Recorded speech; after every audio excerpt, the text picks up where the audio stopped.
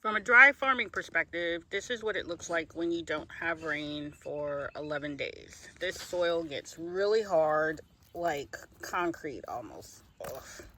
And because this is not covered, it doesn't have any straw, hay, plastic over it, then all we're growing right now is weeds. All the stuff we planted just could not break through. Yeah, so this is why it's important, and I'll show you in a minute, that you use some sort of covering to keep the moisture in. So here you see, these are hibiscus, saffron, that you make hibiscus tea and other stuff out of. And when you cover it with the silage tarp, the plastic, hello little dragonfly,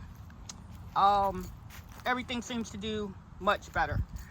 Once again, this was a spot where I put sunflowers, but as you can see, before the sunflowers can even get a chance to grow, they're getting choked out by the weeds. We have high weed concentration here on this particular property. So what I'm going to have to do is just cover this with plastic or landscape fabric and replant again something else. Here is where I put some more of the hibiscus bushes. And I think one thing you do have to make decision with your plants and stuff is the variety and the species. Hibiscus are very drought tolerant. And once again, because there is a covering, this covering helps to keep the moisture in the soil. Even though it's hard, I know that if I dig down in here, the soil is fairly moist, and it's apparently enough moisture to keep the plants happy. Now, if you look around, I have some other things that I've planted because I'm doing a lot of trials this year as to what will and will not work. And I am learning. Ta-da!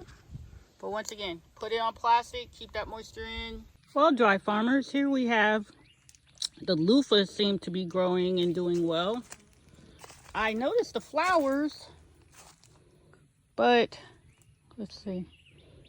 I had not noticed that they were already making little fruits. And apparently ants like them too.